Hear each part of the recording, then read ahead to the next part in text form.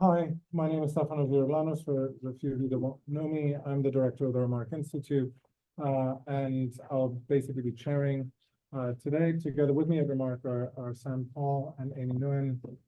It's a pleasure to be able to have you with us on a day with New York rarity and earthquake.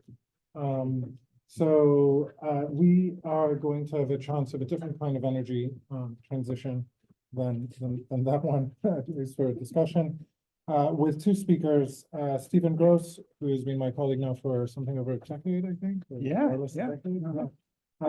the history department, and who's the director of the Center for European and Mediterranean Studies, and the professor of history and European studies at NYU. Stephen is, who will speak first, is the author of Export Empire, German Soft Power in Southeastern Europe, which came out in 2015. And now also of Energy and Power, Germany in the Age of Oil, Atoms, and Climate Change, which you can also pick up a copy of right outside. He was also co-edited with Andrew Needham, New Energies, A History of Energy Transitions in Europe and North America, and has become over the past few years someone who's not only an expert in economics, but also a leading figure in discussions of energy in German-speaking Europe in the second half of the 20th century. Second to speak will be Remark Fellow this semester, Daniela Russ, who's an assistant. Russ or Russ, by the way? I've never asked you. In German, it would be Russ, but I don't care. Okay, so Daniela Russ, who's an assistant professor and historical sociologist at the University of Leipzig, Global and European Studies Institute. Daniela has been a postdoc at the University of Toronto and at Bielefeld, and is here completing her book, Historical Epistemology of the Energy Economy, which is titled Working Nature, Steam, Power, and the Failure of the Energy Economy. She also has a second book on Soviet energetics that she works on the side. Daniela is here as part of our Technology and Environment and the Future of Europe project, which along with this talk is generously funded by Open Society Foundation. So without further ado, I don't want to keep us too long. Stephen, the reins are yours. All right. Well, thank you, Steph, for inviting me. Thank you, Daniela, for participating in the panel. This is going to be fun. I never turned down an opportunity to talk about energy, specifically energy economics. And thank you all for coming out, even in the face of a 4.7 earthquake, I think it was. So I was sitting in my office and felt the thud and thought, oh, that's just another big truck rolling by. But apparently not. So I would like to talk a little bit about my book, Energy and Power, from the standpoint of energy economics. The goal of the book is really to give a history behind how Germans have thought about and experienced energy since 1945. The ending point is really circa 2000. And I wanted to try and put energy back into European history and to see how energy can change the story. If you look at kind of bigger European events, the economic miracle, 1989 from the standpoint of energy and climate. And the key historical question that I was interested in was how and why did Germany embark on really a massive set of legislation under the Red-Green coalition of Social Democrats and Greens after 1998 to renew and to change their energy system and to put it more on a renewable basis. After 1998, the Red-Green coalition passed an array of legislation, a feed-in tariff, energy tax, solar subsidies. They used the Kreditanstalt für Wiederaufbau to kind of pump money into renewables. And this is a monumental set of federal legislation to protect climate, although there are other reasons for this, at a time when other states were doing very little. And so it seemed to be something that would be important to understand. The Energiewende, as it came to be known, has had a lot of trouble since, and I'm happy to talk about that in the Q&A.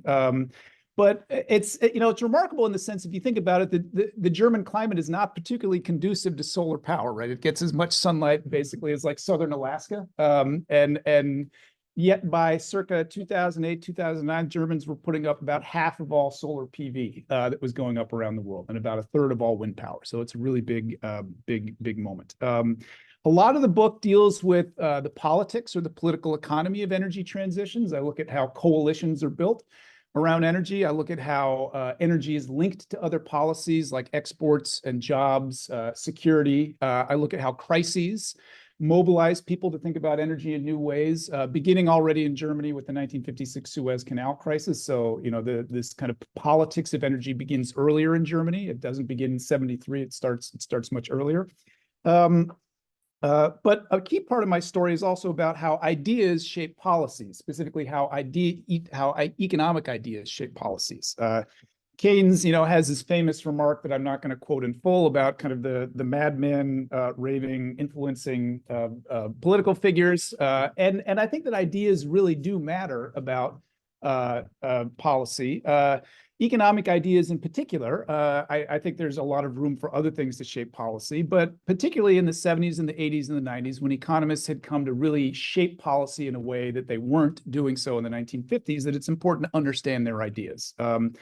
And one of the things that I trace out in the book is how there was, in some ways, an intellectual struggle in Germany in the 60s, 70s, 80s, and 90s that was fought out between two groups of thought, or what I call two paradigms. And the first paradigm was the idea that a modern industrial economy like Germany's needs voluminous and ever-growing amounts of energy to grow. That energy and growth are firmly coupled. And the idea that environmental problems can't be solved by reducing the supply of energy in the economy, but by changing the supply of energy.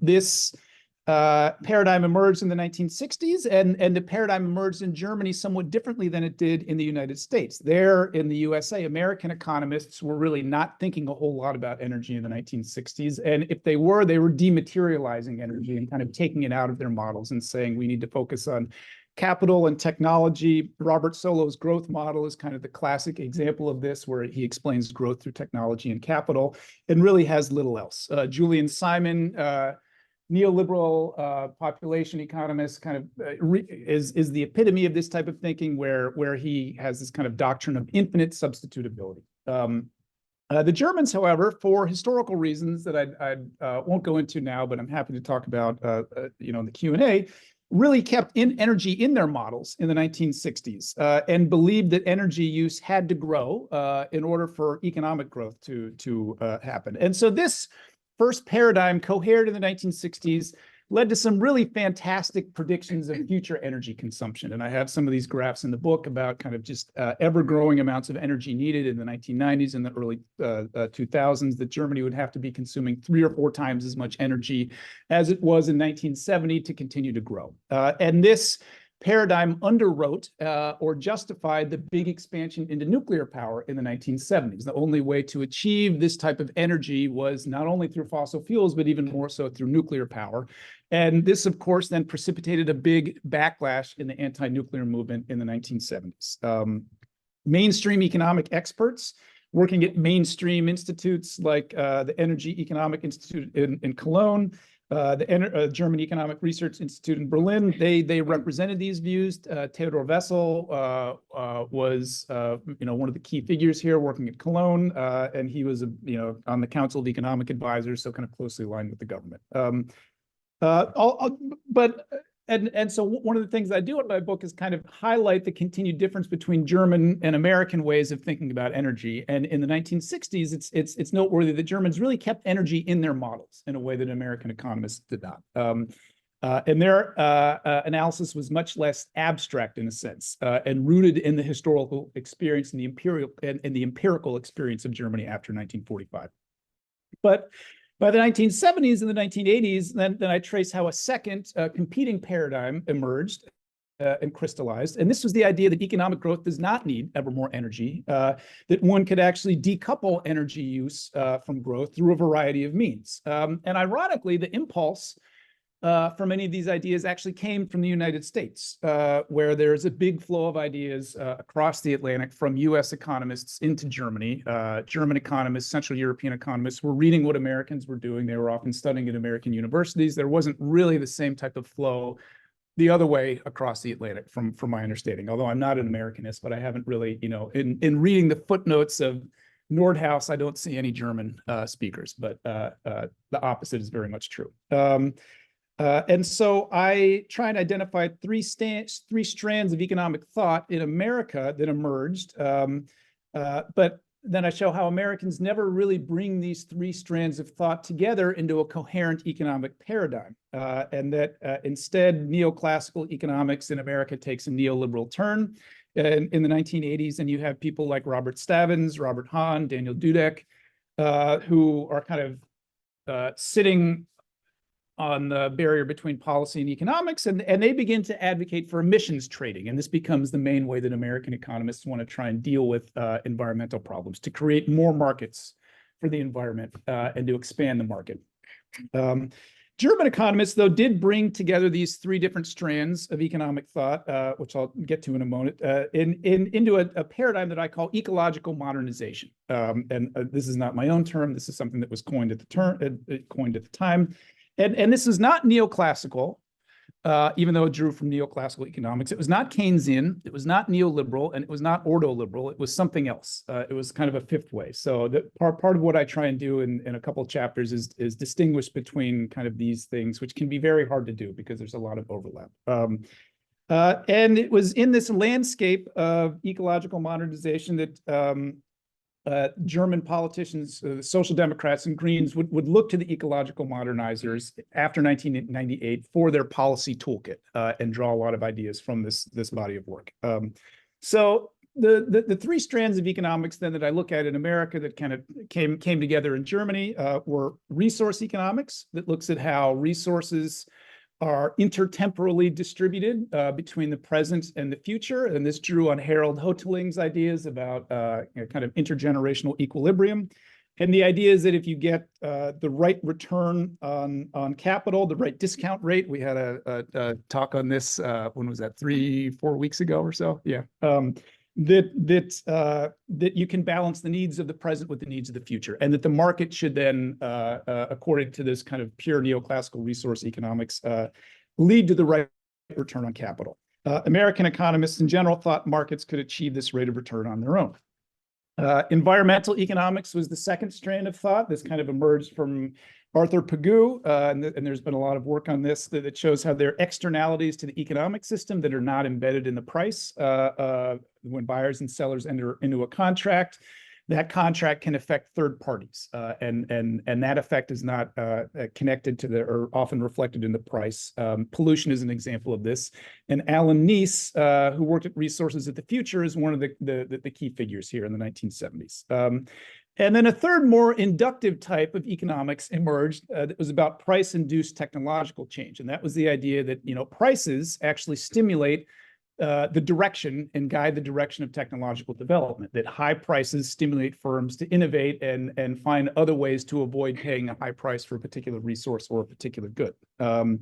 And here, the people working on this were Edward Hudson and Dale Jorgensen, and they were not kind of neoclassical economics, but more kind of data-oriented people. So these ideas never came together in America, and I'm happy to talk a little bit more about that, in the Q&A. I don't want to take up too much time, but I'll jump over. Well, I'll say one quick word. In America, you even see the very concept of externalities being questioned by Ronald Coase and his followers, who begin to say, well, we can't even measure what an externality is, nor could the government, or should the government be able to put a price on it, because the government can't do things better than the market. So, they begin to even throw out the idea of an externality. The Germans, though, take a different turn, and they bring these ideas together into a single paradigm. And here, some of the key figures are Hans Christoph Binswanger, who is actually a Swiss-German economist writing in St. Gallen, Hans Karl Schneider, who was a leader of the Cologne Economic Institute, and then he was later on the Council of Economic Advisors. Bertram Schiefold, who advised the Social Democrats. He's actually a classical economist, not even a neoclassical, and he's like Smith and others have a better approach than neoclassicists. And then you even have people like Lutz Wicke, who's in the CDU and becomes the director of the environmental agency after the CDU comes to power in 1982. So people kind of crossing the political spectrum. Many of them had studied in America or had gone to conferences in America, and they were very influenced, like American economists, by the 1973 oil shock, which had this huge price increase. And these prices rippled through the German economy in a way that they didn't do in America, or did so even more in America. The price of gasoline was capped in America. In Germany, it was not. And so you see prices rise more dramatically there. And you see industry and consumers begin to change their habits, and economists kind of noting this. It's noteworthy that 1979 in Germany is the peak year of energy consumption, and it's never gone up past that since. But yeah, America, France, and Britain have all had a second peak that came in the 90s and in the early 2000s. And these German economists were also very much inspired by the Club of Rome in a way that American economists were. People like Nordhaus were heavily critical of the assumptions of the Club of Rome, whereas the German economists accepted the criticisms that we might run out of resource. Nordhaus thought that price changes would effectively bring about a backstop technology that would solve resource problems. Germans were critical of those who had faith in energy markets. From their historical experience of looking at the energy market in Germany, they very much appreciated and come to understand that, you know, the energy market was far from a pure market. That large oil companies, oil conglomerates, big coal companies that were heavily subsidized by the government, nuclear power, which was heavily subsidized. This was basically it wasn't a state-run system, but the state had an incredibly heavy hand. And so they did not think that energy markets were in any way like free and fair competition. And so they very much paid a close attention to how markets worked in reality.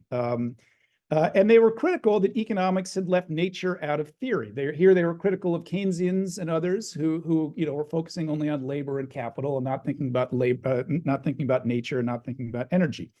And so they began to pull these different strands of resource economics, environmental economics, price-induced technological change into a new paradigm. And here they were influenced or shaped by the rise of the anti-nuclear movement in Germany, which again I can talk more about in the Q&A, but I'll say this here, that kind of helped create an ecosystem of think tanks and other research institutes. The Social Democrats were doing this as well, who were thinking about energy in a new way. So these energy economists kind of benefited from a burgeoning network of institutes that connected them to policymakers. So instead of just modeling labor and capital, they wanted to include nature and energy. They argued that externalities could and should be modeled, and that the costs must be included in the price of energy, and that the government must do this.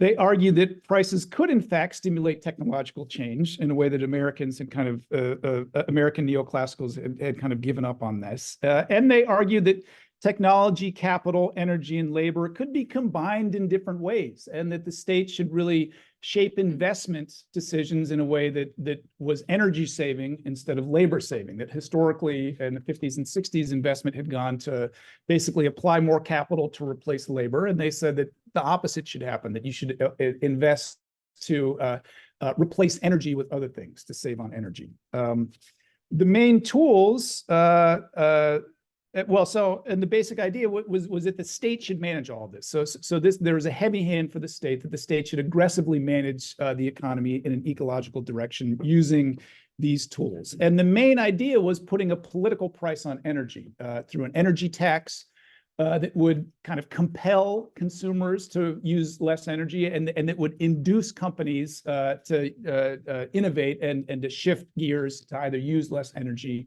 or to find new types of energy to use. They wanted to encourage investment through the banking system and channel it in one direction towards green technology and energy savings and away from fossil fuels. And they believed that this stuff could not be left to the market, that the market would not do it on its own, and moreover, that the market didn't really exist in the energy sector. And all of this was justified by externalities. And it's interesting that, if you read all of the legislation that gets proposed in the 90s and then passed in the early 2000s, you see government officials actually adopting this language kind of wholesale. They adopt the language of externalities in a way that I think American politicians don't. They adopt the language of price-induced technological change. And these were the ideas that then found their way into the big legislation that emerged after 1998. The feed-in tariff, which is the biggest of these, set a kind of a high fixed price for solar panels, above the market price, basically made it impossible not to make money investing in solar. And they channeled free money, free credit into solar production through their Kreditanstalt für Wiederaufbau. The last thing that I'll say, so I'll end with two things. One is that there's a lot else that's going on behind this kind of major legislation. I just wanted to talk about the kind of intellectual angle behind it, but I'm happy to talk about kind of the political economy behind it, the way crises factor into things, or geopolitics as well. The second concluding thing, though, is that these were not ordo-liberal ideas. And maybe that's my particular bone to pick as a German historian, but that many kind of historians or commentators, how they interpret the Energiewende is to say that this is kind of an ordo-liberal project that sets kind of markets loose. And that's really not at all what went on in Germany in 1998 and early 2000s. It was more of an aggressive industrial policy, if anything else. And in fact, ordo-liberals despised these policies, and they ranted against them, calling them like, well, one of the seven sins that the federal government was committing, using kind of a moral language. So that there is kind of, I think, a corrective that I'm trying to offer to the way that we understand what Germany did in and around 2000 and how it succeeded, but also how maybe it ran into trouble afterwards. So let me turn things over to Daniela. Thank you. This was really great. Yeah, thanks so much for thanks to Sammy and Sam and Amy and Steph for organizing this event. I was told about this, but I forgot about it, of course. And for most of all, for giving me a place to finish the book. I mean, not that I will actually finish this until the end of April, but at least to make some progress. And since my book does not yet exist, and you can't find a description on it online or something, I thought it would be good to begin with a quick introduction to the major argument. And but the main part of my talk will be about how energy became an object of economic governance in post-war Europe. And I will do so through the lens of a statistical model, energy balancing or energy accounting. And I think it's already quite nice how the talks will complement each other, because I look more closely into what would it mean to include energy in those models? And is there not already an abstraction going on there? And engineers talking about what, is this actually, how can we make energy in such a collective way go into economic models? I have to speak up. Yeah, okay. I should also say that while I am focusing on Europe and I will, focusing on European institutions, it's not to say that this kind of energy balancing wasn't going on at other places. It was also in the US, but also socialist states, that similar kinds of statistical models. The reason why I focus on Europe is that when you look at from which framework later on this kind of model was globalized, or the framework that the UN later used, then this goes back to the OEEC and the OECD models that were developed. Okay, so first, let me say a few words about the overall argument of the book, and we're moving away a little bit from history more into a more theoretical argument from which I start. Is that when in our everyday life, we encounter energy usually as a natural fact. So it comes up in our utility bills. It usually doesn't change much, while the price might change, but usually the amount of kilowatt hours we use wouldn't change much. In newspapers, we would encounter it when engineers and economists can give a precise number of how much terawatt hours would we need if we went from fossil fuels to electricity. And then in the more economic debate, we would find the argument that energy and matter is actually, those are the kinds of natural limits, and the monetary economy or monetary value is kind of the social part, and energy and matter is the natural part. Those are the natural foundations of economic life. At the same time, I would argue that even a superficial look at energy would throw some doubt on whether it can be called natural in any simple way. So human beings, for instance, have no natural sense for energy. The things we call energy today are phenomenologically too far apart to identify them as the same. So think, for instance, of a waterfall and solar radiation and a lump of coal. No way we could, without any tools, see them as the same. Energy can also not be called a natural human need.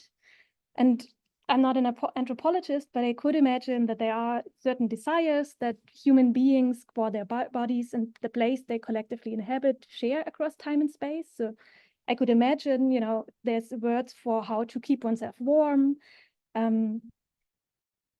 during, the weather and the seasons, how to see longer than the sun shines, so some idea of light, and maybe also to move farther than one's own body allows, so something that kind of extends your own force. I could imagine that cultures have, or many cultures have, words for these kind of phenomena, and the energy concept today refers to those phenomena as well. But to address these kind of needs, human societies have not needed a concept of energy for the longest time. So meaning that they didn't need a quantified understanding of what remains the same in these kind of processes. So this is the reason why my book explores energy as a second nature. And in the Frankfurt School tradition in which I'm writing, second nature refers to what is mediated through social practice. And it also emphasizes that something is mediated to an extent and socialized to an extent that it then appears as immediate, as given, as self-evident, as natural. Hence the word second nature. It is kind of, it appears as nature, but it's historical. So my book focuses on the conditions under which nature can be treated as performing work and how this capacity is reified and made into a thing that can be bought, sold, and invested in, and then appears as if it was natural. I said that energy appears as natural, and I think appearance here is a bit a misleading word. It is true only to the extent that it something appears as natural when we can show that it is historical. But that second nature is historical does not mean that it is just an appearance. I think the kind of optical metaphor here doesn't really work, because this would mean that we could just look differently at it, or we could lift the wheel, or we could deconstruct it intellectually. But energy does exist independently from our thought. It is not, it's just that the kind of independence that it has is not the independence of, let's say, I don't know, a stone somewhere down in the ocean that has never been touched by human beings, but it's more the kind of independence that, for instance, our monetary system has, or a bank has, or something, institutions that appear as natural and that are independent from our own actions, so to speak. I should also add that this might sound constructivist, but to understand energy as part of social praxis is not to say that society produces nature as a whole, or that it makes nature as it wishes, and it also doesn't mean that it creates nature's capability to perform work. So the natural moment never vanishes in these kind of forms of second nature. So with this broader argument in mind, in the historical arc of my book, which reaches from the calculations about water wheels to the post-war time, the post-war period is the time when energy becomes a statistical fact, and that also means that it can go into all kinds of economic calculations. So now oil, coal, electricity, and water power are measured and related in their energetic value. You might object now that physics had formulated, of course, the laws of energy and entropy already in the mid-19th century. So, you could ask, isn't that energetic valuation already going on for 100 years? But the relation between the concept of energy in physics and of the kind of accounting around the use of natural forces in industry is a complex one, and you would need a whole talk to go into this, but you could roughly say that it's definitely not a relation of physics setting the kind of theory and industry applying the theory in its machines. But I would roughly say until the mid-19th century, technology precedes theory, and after physics formulates the two laws of thermodynamics, those laws kind of span a horizon of energetic potential. And you can see this, for instance, in statements like, I made this up, but it's a statement that was very typical for the time around the turn of the 19th century, is something like the whole energy that we could get from the sun reaching Britain over 1 year would be enough to power our steamship fleet for 500 years. Or calculations like that are possible by using the equivalence of energies that physics kind of set. But at the same time, they're, of course, technologically impossible. There's no way to use solar power in this way. It's a purely quantitative relation. So what I'm interested here is in energetic valuation that is more down to earth in a sense, and it grapples really with the problem that industry at the time has, which is that the theoretical energy content does not equal the work that can be realized. So I want to focus here on why and how different resources were made into the same accounting unit, and what difference those numbers made. And I'm basically only speaking about the 1950s to beginning of the 1960s. So what is an energy balance? I brought one. There's no no real numbers, only codes. But this is how, in a tabular form, it would look like this. It is, and I quote here, the UN International Recommendations on Energy Statistics. It's an accounting framework for compilation of data on all energy products, entering, exiting, and used within the national territory of a given country during a reference period. So the columns here represent various forms of energy, and the rows show their way from production to consumption. So data on production and consumption, which is an older kind of statistical material, is here put together in a new way to show the flow of energy and its conversion through an economic space. And within this framework, all energy products are related to each other. So even though they might be materially really different, or the processes through which they go are really different, they are brought into a precise and fixed quantitative relation. They become equivalent in their ability to perform work. I just wanted to shortly explain why I ask how this method comes up in a certain period of time, because balancing is much, much older, and there's also early energy balances in the 20s. This is one example of the Soviet national balance from 1924. And they had already the idea that they would, to understand how the Soviet economy reproduces itself through the various sectors and in relation to each other, and to plan for an expanded reproduction. That's a concept that they pick up from Marx. They would try to represent the economy in their relationship, and the energy economy would be one part of that.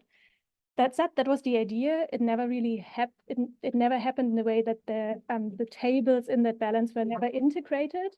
But the publication also included one table, one energy balance of the Soviet Union. And interestingly, at that time, it also included human labor power and all kinds of machines. So this is just to let you know that it's not only a Western European, but this is really an idea that's at the time happening at many places.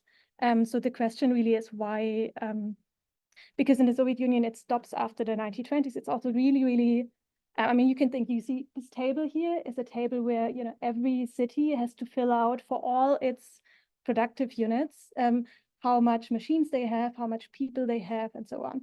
So this is a really, really complicated and also resource intensive thing if you really want to do it. So why then in the post-war time in Europe? What made the governance of energies in relation to each other suddenly so important that they would spend so much money and resources on doing it?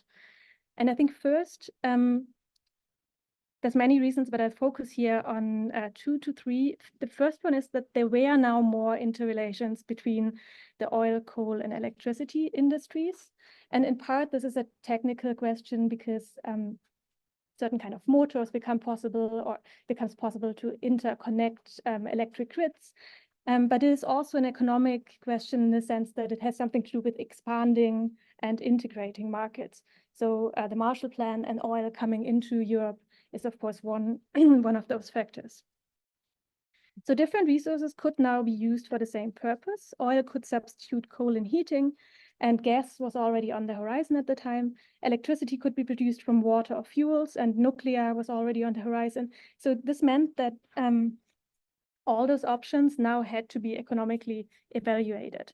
And one of the really most prevalent arguments in my sources is that no state and no company, and this again holds true for Western European countries, but also the socialist countries, nobody can any longer invest in one form of energy without looking at all the other energies.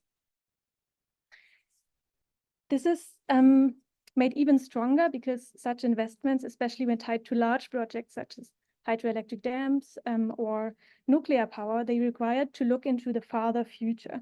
So this meant that they had not only to take into account the kinds of, how certain energies could substitute each other already now, but they would also have to imagine how this could be in 15 or 20 years from now. I think this links also nicely to the discussions that we had about the future and what it means to have such an open space, what it means for the present already.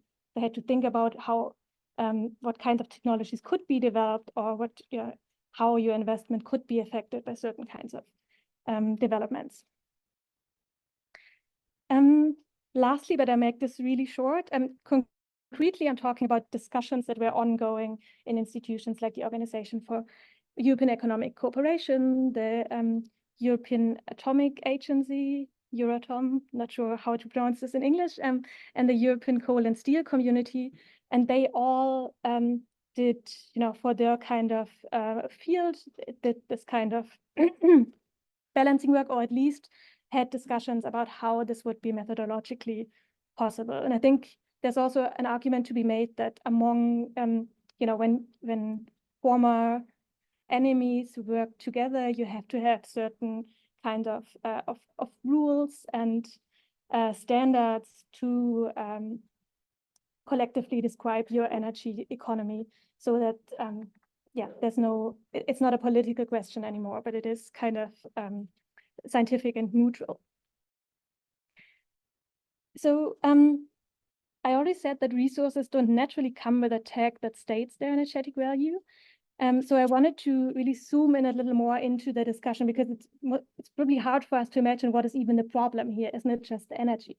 But the point is, when you look more deeply into how difficult it is to measure it, I think it gives a sense of how energy already is an abstraction. So in the 1950s, and this also aligns with what you were doing, the discussion is still pretty open, and they are really explicit about how little self-evident the energy economy as an object is. So there's question about where should it end? Like, what should count as an energetic process? How much time do I have? Okay. So physics again sets no limit here. So everything can be expressed in the language of energy. We could still have energy balances that include all of us. Some parts, of course, are easy. So everyone would, include the coal industry, electric industry, and so on. But should the chemical industry be included? At the small scale of an atom, it's really difficult to disentangle energetic from chemical or from gravitational changes. And there's so many chemical processes. Then what about the media? And this was also one proposal, that radio waves should actually be part of the energy balance, because they need a lot of energy and they produce a form of energy, which is waves. Today, we could think whether we shouldn't have the tech companies, for instance, as a separate classification, because digitalization is just such a large future and present and future consumer of energy. But I wanted to zoom in here on one particular aspect, which is the evaluation of different forms of energy. And it might surprise you that many engineers at the time believed that different forms of energy cannot and should not be reduced to a single value. The principle of energy conservation proclaimed an equity that belied the technical, economic, and social side of things. And this is because 1 unit of electricity, for instance, if you produce that, you would need more energy from coal than you would need from water power. And same with diesel, for instance. When you want to produce 1 unit of mechanical work, you would need more energy from coal than you would need from diesel. So these kind of inequalities are different to capture in energy balances. And I found one really nice quote by a German engineer who said, "It is impossible to measure and value different units of energy in a definite technical manner, It's even less possible to measure and value them in a definite economic manner. It is utterly impossible to derive exact forecasts from what is measured. And this is in 1958. So basically, we shouldn't do this. It only leads to wrong representations of what's really going on in the energy economy. So one way to capture the differences would be to work with technical efficiencies. So the problem why you need less energy from water power than from coal is, of course, that the process from water power to electricity is more efficient than the one from coal to electricity. So you could then just add to every conversion a technical efficiency, or you could value, and this was the proposal that they actually then also was done in many energy balances, you could value water power according to the amount of coal that it replaces. This is something that was done until the 1990s, but of course you can think immediately about the problems across countries you would have, because now the value of water power now depends on the efficiency of a coal thermal power station. So, but this will change, the efficiencies will change over time as well and over space as well. So there's actually no way to keep this kind of value stable and to compare across countries. So I'm not looking at the okay. So this kind of that's called substitution method. So if you value one form of energy in terms of what it can, what other energy it can substitute, and this was used into the 1990s, I think, but it was never thought of as a good solution by engineers. And the reason for this is that when hydropower is kind of overwritten with a heat process, it of course also smuggles in the losses that you would get with a heat process. On the other hand, when electricity and fuels were assigned values according to their physical energy content, so when you would not show the kind of differences in efficiencies, they would only be compared in terms of their quantity of energy, but not of their real capability to do work or in their thermodynamic possibility. So the two more sophisticated methods that were debated among engineers were, one, you should actually do really measurements in factories and every year, and then build the energy balance up from what's really happening on the ground. And the second possibility would be to have a thermodynamic, oh, I skipped one. This would be the Belgian, but to do a thermodynamic exergy balance. And I wanted to show you this because I think it's really, I haven't found another country doing it. So the Austrians did an exergy balance for their national energy economy in the 1950s. And you can see here the difference. The right one is the energy balance. The left one is the exergy balance. And the orange part is general losses. So you see how these losses become much bigger once you calculate for exergy. Okay, so beyond, the insight that we always have when we look into how our numbers actually made, that energy data is neither natural nor simple, I wanted to end this talk by dwelling a little bit on the question was what was at stake in these decisions. So first, I think decisions on what should count as an energetic process or how energies should be valued, they affected how the energy economy in the end would look like.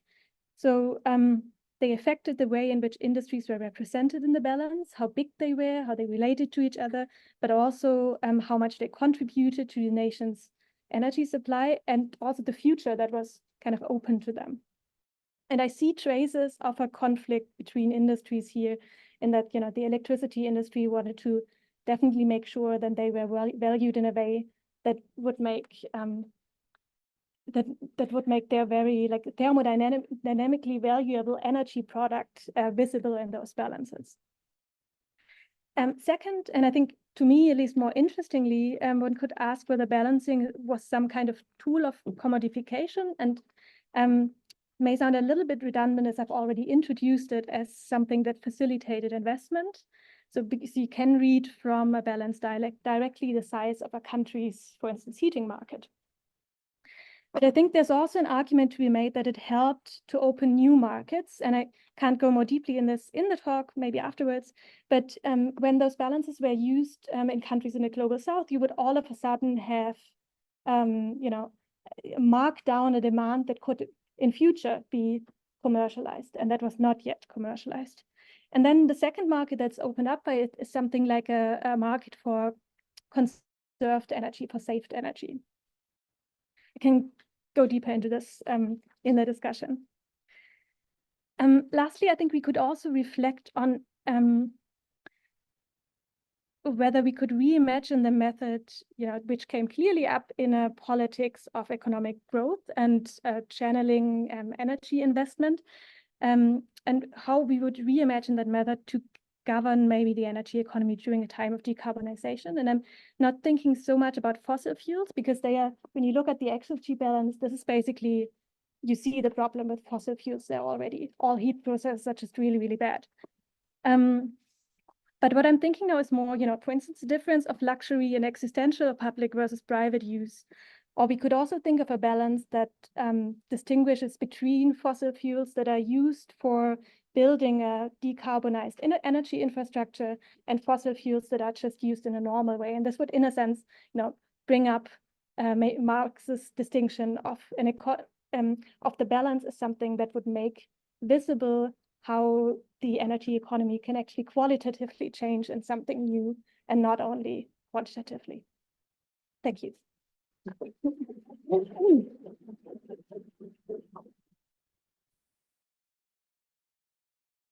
Thank you both, really great talks. I guess it's mainly for Stephen, this question. So I was really struck by how you described, what's going on sort of up to 2000 as a sort of green industrial policy rather than as an approach. And so it makes it seem quite prescient, actually, from today's perspective. Everybody's trying to think about how you do green industrial policy now. And yet at the same time, what strikes me is that in other ways, German energy policy looks quite short-sighted. And so I'm trying to figure out how those two things fit together. So just sort of two illustrations, I suppose, of the short-sightedness. So the first is, we see the question of dependence on Russian energy. And it's interesting that your account ends with the red-green government, and obviously Schroeder is where this really kicks in, but obviously there's a longer history going back to the 1980s where they're already starting to become dependent on Russian gas in a way that then sets Germany apart from, say, Britain and France, at least to some extent. And so I guess I'm asking you to sort of connect, you say about the Energiewende with the Zeitenwende, I suppose. And by the way, as a footnote to that, seems like what is it with turns in German history? Because it feels like Germany's always, this is how German historians or Germans seem to think about their histories in terms of turns in much more of a way than we seem to. Obviously, there's also the 1989 Wende, and you could keep going with all the different turns in German history. Anyway, that's a footnote. And the second sort of illustration of the short-sightedness is, based on your account, you would sort of almost expect that the German automobile industry would be perfectly set up to be totally ahead of the game, right, in terms of shifting to electric cars. And yet, my impression of what happened is that the German car industry, even, it slept on electric cars even more than the US automobile industry did. Through to, it basically, believed in diesel. Even after the VW emission scandal, they seemed to double down on diesel. They were so attached to diesel. And so now you have this situation where the German car industry, even more than the American car industry, is trying to play catch up with, the Chinese on electric vehicles and so on. And so how did that happen? And so how does that fit in with the story you told, which makes German policy sound quite far-sighted? So turns in German history. I mean, we're having a conference next Friday, which will talk about periodization, and that is kind of a fascination they have, even though they never really turn as much as they turn. So the point about green industrial policy, it's interesting that at the EC level, you see the Commission fighting and kind of pushing back against the policies that Germany is implementing in 1998, because they're trying to do their kind of flat, single homogeneous market in energy and power at the same time that the Germans are throwing money at solar and wind. So there is certainly, I just wanted to highlight, there's certainly a tension there between what Germany's doing on the national level, Denmark too, later Spain, and what the Commission wants to do kind of on the international level, because it's informed by this neoliberal approach. And so I think it is, hearkening, I would use industrial policy in that respect, but it's only farsighted to a certain extent. In other ways, the Germans are not farsighted at all, and natural gas is a very clear indicator of that. This has a deeper political history, as that goes back to Ostpolitik in the 1970s when Brandt and Barr were trying to soften the Iron Curtain. They saw natural gas as kind of the lowest hanging fruit. German companies could build the pipelines that were big enough that the Russian companies couldn't build, in the compressor stations. And so it was as much about industrial contract as anything. And that continues in the 80s, when then there's another dispute between the Germans and the Americans over the Yamal pipeline. And in the 1990s, so my reading of the natural gas is that there is a way that questions of energy security were very palpable in the 70s and in the early 80s in Germany and Europe in general. And then they kind of fall off the radar in the 1990s and the early 2000s for a variety of reasons, kind of just the end of history stuff in 1990. Plus, there's this big Russian gas bubble that comes that seems to kind of augur a new era of low-priced energy for a long period. And then you have the continuing commercial contracts. So it's certainly far-sighted. The argument that was made at the time, that was made up until 2022, though, is that the Russians had never actually cut off the gas, right? And there had been a series of disputes beginning back in 1960 with the building of the first oil pipeline that the Germans were kind of forced out of by the Americans. And they said, well, we just lost contracts and this oil pipeline was built anyhow. Yamal in 1981 was another example, but the Russians didn't actually technically shut off the gas at any of these moments. And so there is an argument that people, both politicians and commercial leaders kind of across the political spectrum were making. So I think the other thing that I'll say about this is that the, nuclear power, I haven't talked about this, but that's very much a political, ideological decision made by the Greens and the reform wing of the Social Democrats that is a part and parcel of the Energiewende. And that people say, well, it doesn't make sense to jump into renewables and phase out nuclear power at the same time. But from their standpoint, the reason for the Green Party being founded was the fact of getting out of nuclear power, and that was supposed to also accelerate the turn to renewables. And so it's part of a complete policy package that really was inseparable. And not only among Greens, but Reform Social Democrats as well. Already before Chernobyl, they're saying we need to get out of nuclear. So there is that element that is not, it's also not about climate change. The reason when they get out of nuclear power comes before climate gets on the radar. It's all about kind of having a small scale grassroots democracy. Nuclear power seemingly kind of. James Stanford, and then I have Isabel Tostoni. Yeah, I have a question for Daniela about to what extent these energy balances also, don't just rarefy an interchangeable concept of energy or a substitutable concept of energy, but also a kind of national economy as a kind of closed accounting unit. And whether, I'm particularly struck as well, kind of when Stephen, you speak about how these American economists don't really conceptualize energy as something, and presumably that's got something to do with sort of continental abundance, whereas the German interest in, well, where is energy actually coming from, has something to do with always having use demands that outstrip, in some measure, what's available in terms of domestic resources, or at least domestic resources that can be mobilized. So, are there attempts? It's also kind of about the international institutions and the national states and economies. That does the OECD ever do an OECD-wide energy balance or a European-wide energy balance? And when does that kind of more supranational kind of thinking about energy use?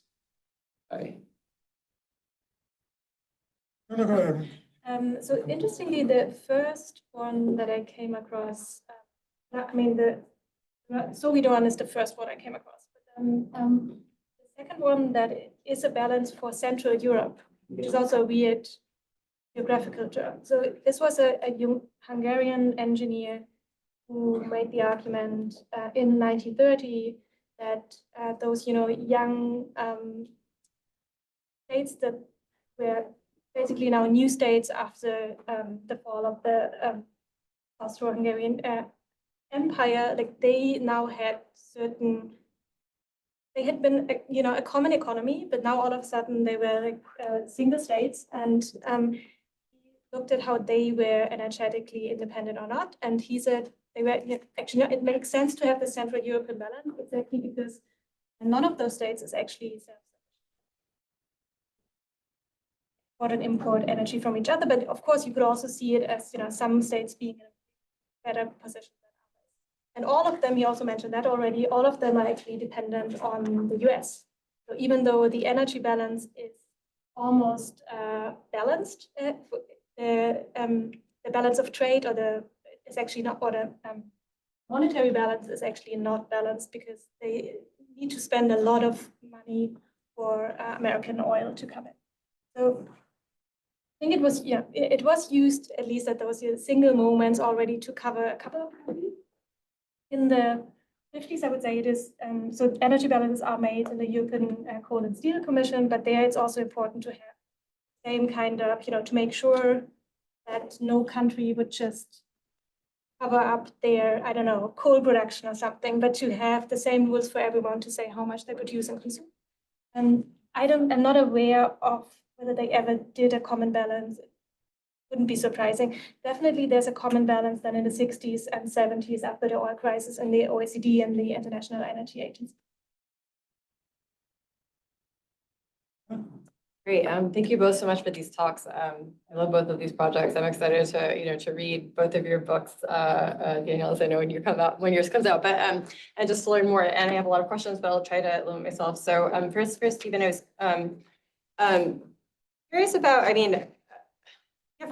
like in general, a lot of my questions are sort of around, what the sort of, you think the political circumstances are that lead these ideas to be taken up. I agree that ideas are important, but like, why does coast stay in America, for example, and not migrate, whereas Pegu does, or like certain versions of the kind of externality problem don't get taken up. But so I'm sort of kind of curious more broadly about why some of these ideas you think do gain traction and kind of become, significant, and even things like the, our kind of price on carbon that has been very politically challenging elsewhere doesn't sort of face the same challenges it sounds. But then in particular, actually, one of the things I really am curious about is a more specific version of it is this thing you mentioned about the energy saving, move to energy saving as a sort of shape of investment rather than labor saving, which seems, I think really interesting, has some interesting overlaps with Danielle, what Danielle is talking about with the kind of, this creation of energy as like substitutability, including labor power. And, that is obviously sort of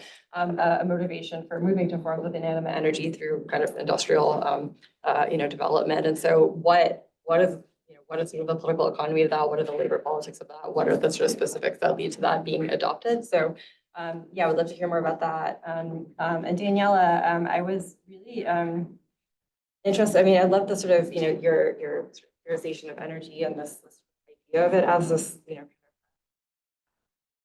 the way we think about substitutability and the sort of this overarching concept. And I'm curious how in this, especially, you talked this really interesting idea of the substitution methods and the comparability of like how much water power would it take to substitute for the coal. But I was curious there with like, that's just efficiency. I guess you could just, thinking about just like the ways that energy sources are not perfectly substitutable, obviously, where you can't put like a lump of coal in your car or whatever. And so does that just factor into the thing where, what would it take to convert this form of energy into a form that can be used?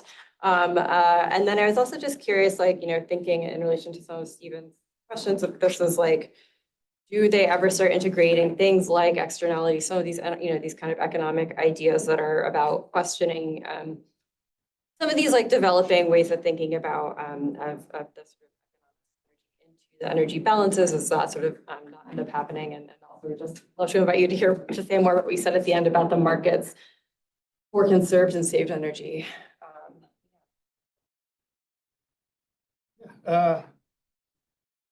Okay. So I'll start with the second question first. There's this really fascinating politics behind how and why this idea that we need to invest to save energy and invest to kind of use more labor. So this is a way that gets taken up by Gerhard Epler, reform Protestant leader in the Social Democrats, and others around him to say this is a way to have a bridge between ecologists and labor. and a way to shore up our left flank from going over to the Greens. Right. This is in the late 70s when the Green Party is about to form. And his idea is that, and others, that if you tax energy, then you can lower the taxes on labor, the various taxes in terms of like pension related taxes, and make it easier to hire people. This is like late 70s, early 80s, a period of high unemployment, in Germany in particular. And so a deep concern about where jobs are going to come from. And this logic is replicated then again in 1998. Again, another period of high German unemployment, German being the sick man of Europe. And that's the rationale behind the energy tax. We're going to tax energy and use that to alleviate labor. The Greens are pushing this at the EC level. The Social Democrats are pushing this at the Brussels level when they're trying to implement their energy tax in Rio in 1992. And then critics say, well, this doesn't make sense. And none of these energy taxes become that big, in part because it's not explicitly linked to ecology. So people say, why are we fiddling around with labor when we should be kind of using the money to stimulate renewables? And so there's a counter argument to say that it's intellectually, it might make sense, but kind of from the standpoint of rhetoric, it can't be sold that well. I'm happy to talk more about this, but this is kind of a theme that stretches through the politics of the 70s to the early 2000s. Why ideas don't get taken up in one areas and do in others? I mean, this is a hard thing, I think, to answer in general, right? Well, I mean, as intellectual historians, but the case of Germany, I would argue that there are these particular national experiences with energy crises that make economists realize that energy, if we don't have it, it's problematic. And so we have to study it in a way that's not happening in America. So that's one thing. So 56, 67, two Suez crises, even before the oil shock. And then you have 58 and 66 are two coal crises where there's too much energy. And so energy is like, people are thinking about, experts, like what happens if you have too little? What happens if you have too much in Germany during these 2 decades in a very intense way? I think that is part of the reason. Then there are kind of German historical economic reasons in terms of the school of historical economics, where it's kind of very inductive, data-driven, positivistic, that they don't take a turn to kind of high theory as much as Americans do.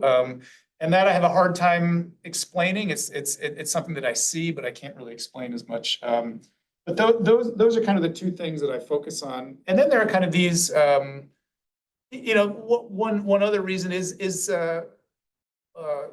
Ulrich Herbert and others talk about kind of this kind of pessimism that is animating German politics in the early 80s around forest death, around kind of nuclear fears, Chernobyl, and this kind of gives a more kind of realistic attitude, I think, among these economists, that they're very clearly linking their arguments to forest death, which is asteroid, and calling this an externality, right? So it's like a ready-made kind of popular understanding of how the environment is being damaged, packaged by the media as an expression. And the German economists, they begin, like a lot of their books, by opening, okay, we see the forest dying. This is an externality. Let's explain what's.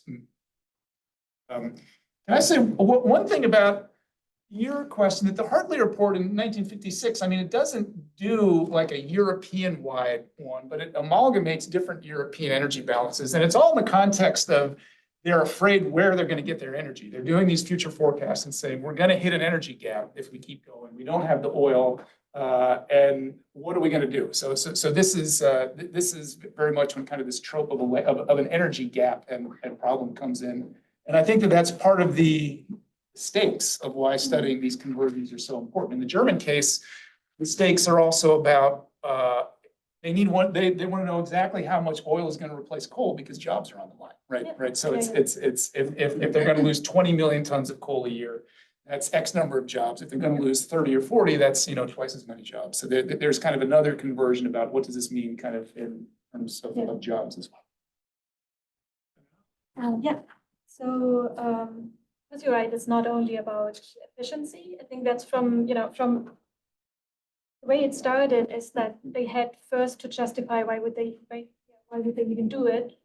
Because I mean, I just mentioned, there's this horizon of equivalence that the law of energy conservation kind of spans. So everything can be energy and expressed in energy, but this of course does not translate into that it's actually possible to technologically technologically convert the one energy into the other. So when they, the one talk I just mentioned in the 1930s, the paper on energy balance of Europe, in the end, that author the World Power Conference to include energy balancing worldwide for all countries in its statistical work. But at that time he fails because they say it does not, I think it's actually Miller, so an American, who says, makes no sense. You know, they just don't, it's not, there's so many energies we couldn't include, they're not all the same. So in the 1930s, it's just really clear that it's, there's not enough space for substitution or that kind of, but later on, once you know, when you have more hydroelectricity, when you have oil coming in, then there is a space for substitution, and somehow you have to govern it because there's these kind of social conflicts, but also questions of security of supply and so on. And then it becomes more needed to kind of capture that space of the externality. I'm not sure whether I can really link it to the economic theory of externality, but I can give an answer on how the economic dimension comes in. So in my view, the reason why they even try to make all energies the same is to actually describe how they are economically different.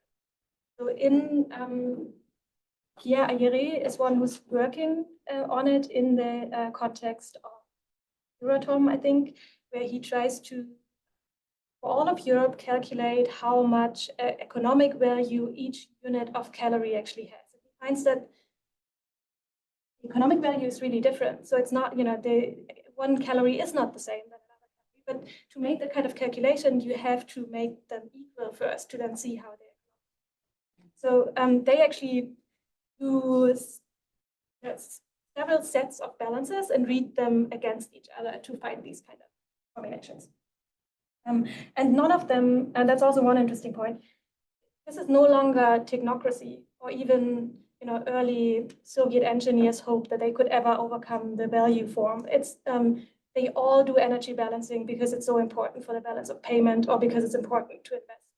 Already they would never do it without a balance of payment, or without a balance of costs of energy. And yeah, markets for conserved energy. I mean, you might know more about when exactly this happens, but at some point there's a, you know, a business coming up of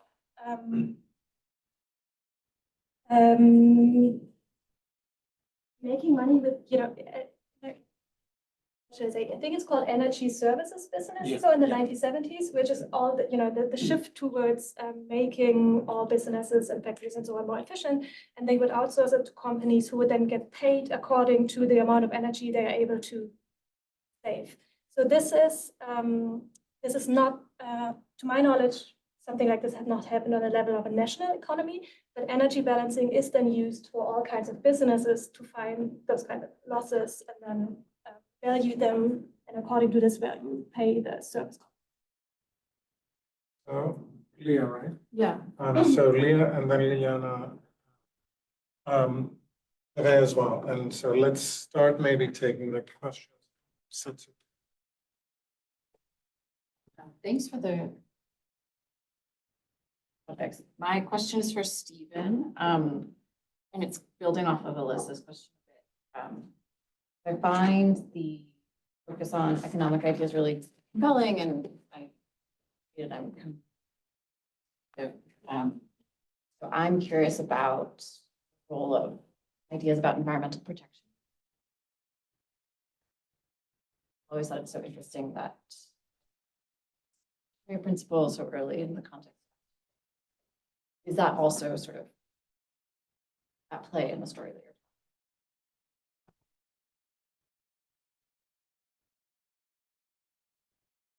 Yeah, thank you. Thank you very much for your talks. They were both amazing. I have a question which is addressed to both of you, and which links to the concept of transition, which is the title of this theme. But this is not the reason why I'm asking it. The reason why I'm asking this is because there is a book that was just published in France, which is called Sans Transition by Jean-Baptiste Fressos, who's a historian. Sans transition meaning without transition, where he makes a very harsh critique of the very concept of transition. Saying that there has never been an energy replacing another energy, but a kind of like accumulation of different forms of energy. And listening to what Daniela said about the abstraction of energy and what Stefan you said about decoupling energy from the economy, from growth, I was wondering, can we read these two things as attempts at dissociating energy from its sources of production on the one side and from its uses on the other side? So as a way of, abstracting, as a way that prepares thinking about transition, right? As transition as something that is possible because you can simply substitute one energy with another without changing the rest of the economy or the rest of the system. So yeah, can we read them with the lenses of critique of transition?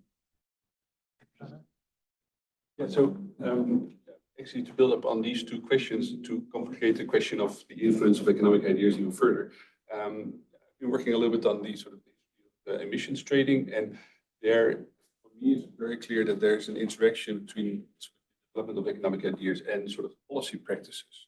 So I'm wondering, and I'm still a little bit puzzled by your conclusion of that German ideas have no background in neoliberalism, Keynesianism, ordoliberalism, neoclassicism. So I'm actually wondering, might part be of the explanation that it is rooted in a certain policy practice, where, for instance, also this notion of externality came in useful, and maybe you can say something a bit more about the policy practices in Germany where this was relevant.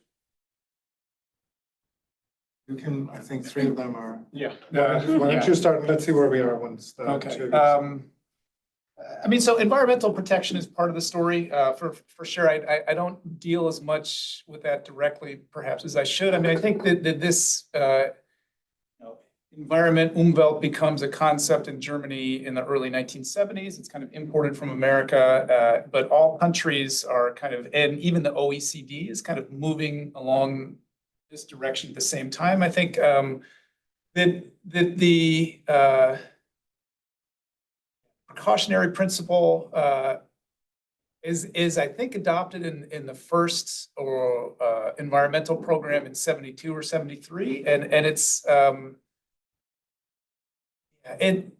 something that plays kind of a minor role in my story until the acid rain problem of the early 1980s and forest death, and that's really when you see kind of economists kind of grappling with it. I think in a broader sense in the public. But before it's actually honestly kind of coming from less economists thinking about this and more government officials within the environmental ministry. It's not a ministry yet, but within the environment. So sorry, I don't have a better answer to that, but in terms of transition, energy transition, I'll start by saying this is a concept comes into the landscape in 1980 with the publication of the Eco Institute in Freiburg, which is a green affiliated institute, with their study titled The Energy Transition. And it is something. It is turn, right? Just Yeah. It is energy turn. Yeah, Energiewende. So, but people understand this as a shift, right?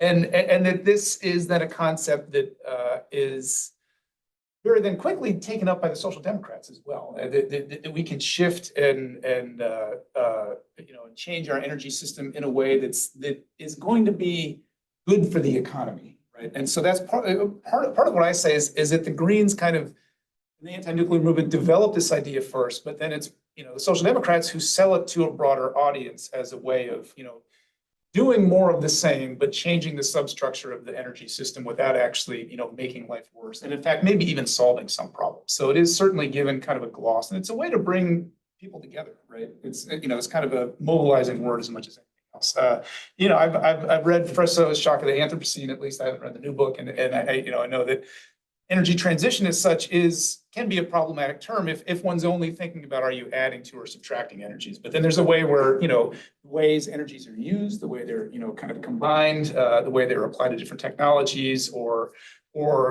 their kind of perception in society, that this changes over time as well. So that's more kind of this kind of broader way. Maybe let me let you go, and then We'll come back to the praxis one if we have time. It's okay. So in terms of the actual, so I'm not quite sure I understand the question. So how are these concepts of externalities used in policy, or how do they manifest in policy? Is that the? So, no, I was wondering, sort of, this becomes a dominant concept among German economists. If you say it's not sort of derived from other traditions, perhaps that can be explained by the fact that it's had a particular use in a policy context. Yeah. This idea starts generating, also is being incorporated by economists because they start thinking along these lines, because it is a way of thinking that may work in the policy context. Yeah, so I mean, there is a debate about which is going to work better, an energy tax or emissions trading. Like, this is one of the big debates, as you probably know, in the 1980s and the 1990s. The Americans kind of fasten onto emissions trading in part because of ideas, in part because they think it's going to be politically expedient, that it's a way to kind of hide the costs of what's being done, or avoid the costs of pollution control if you kind of give out emission certificates for free. In the German case, I think that they, you know, there are ideas why they want to do an energy tax and to use a political price, because they think it's going to be more effective and it's going to be more able to be controlled by the government, and it's not going to be, you know, it's the government that's going to set the tax, and then they'll be able to predict how much energy use is going to decline. I think it is. There are political reasons that I mentioned, you know, as well, about using the proceeds and tying the proceeds to other things that are socially expedient or socially, you know, important at the same time. My point about it, not this whole set of ideas not being neoliberal or Keynesian or neoclassical, is not to say that they're not drawing from these different schools. That you know, they're certainly drawing from neoclassical, the whole idea of externalities. They're drawing from Keynesianism about investment, but they're also trying to say that there are problems with these particular.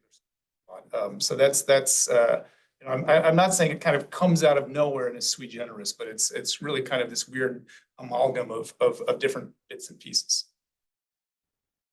Yeah, I prepared for your question because we were talking about it yesterday already. And so I just looked up how Rousseau defines energy transition. He actually says the substitution of one energy for another. So it's clearly linked to, and he also looks at the same time frame. He starts in the 50s. So he already sees these kind of discussions that I was talking about as kind of a, and I would not, I mean, I would say, me, the question is, where is there an abstraction that's justified in how energy is used, and where does the abstraction go beyond that? And you see, because it would also, like, interestingly, for instance, like energy modelers in the 70s and 80s say that a limits of growth model, they don't acknowledge it actually as an energy model because it doesn't even account for any kind of substitution. And that's really weird for them, because clearly you can, you know, you can build a nuclear power plant and then you do not have to have the same amount of coal. So there's some kind of substitution for them going on, and that's important for energy models. So the kind of substitution that is actually taking place, and that they also see in, you know, the decline of the coal industry, for instance, you cannot like deny that there's kind of effects of substitutions. And then the more, you know, forward-looking approach, where you have to somehow abstract from what's happening right now and project it into the future, and imagine how it could kind of, to me, that's a difference between, you know, studying substitutions and making something kind of an abstract substitutability of energy. I think that happens in forecasting mainly, where they then really just have they bring into the model an abstract process of ongoing substitutability. And one interesting point that I found in your book, probably not really important for you, but you mentioned somewhere that substitution comes actually to an end. That there's, you know, once oil comes into the European market, once all the coal will be gone, there's no substitution going on anymore. So it's actually in that kind of thinking, and also for the engineers that I study, there's no limitless substitutability. The endpoint here would be 100% electricity economy. And after electricity, there's nothing else to substitute. I mean, you could change probably the share between solar and wind and so on, but there's an end to this. There's not like no ongoing process of substitution. The engineers.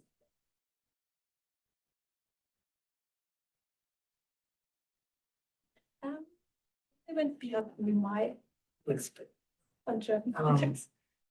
Let me just get my question. I know that. And I thought that I saw one more hand. Very briefly, Tom, go ahead. And I just had a really quick question for Stephen. In terms of sort of the Energiewende being in 98, is there a shift in terms of the intellectual discussion or policy discussions after reunification? Or is this still a West German project that then is criticized by East Germans to this day? So I was wondering if there's any sort of major distinguishable input or shift after reunification. I'm going to hold off. Okay. I mean, so reunification is an interesting part to the story for a number of reasons. Maybe not directly addressing this question of input from the East, but there are things that are happening that kind of change the way Germans think about energy and change the policy possibilities. That there's actually a big push in 88, 89 among social democrats, Greens, even the CDU about thinking we need a carbon tax or we need an energy tax. And that gets kind of all the wind pulled out of it with reunification. Reunification becomes the overwhelming political priority. Social Democrats lose, the Greens get destroyed, and so this kind of push is eliminated, or the momentum behind that is eliminated for a good 3 or 4 years. There's also a big expansion of electrical utility companies from the West to the East. And so this is in the context of kind of taking over the old electricity zones, but also decommissioning some of the lignite power plants that are GDR has the highest carbon emissions per person in 1990. A lot of those lignite plants are decommissioned and natural gas plants and combined CCGT, combined cycle gas turbines begin to be put in place. And so there is part of the story also where the expansion of gas happens a lot in the 1990s. And there's a GDR element to that because this new technology can be applied there earliest and kind of there's a big race to kind of build new pipelines and find new sources of gas. And this is part of the Hans's question about the expansion of natural gas into Germany. The 1990s is a big part of this. The GDR is part of that. So there's less of kind of like a policy influence, but the kind of reverb effects that are happening that both derail kind of energy tax, climate policy, and also create space for natural gas to Okay, well, thank you both. We can leave you off the interrogation at this point. And congratulations, Stephen, on the book. Thank you. Thank you very much. A big success on this, and looking forward to yours. Thank you.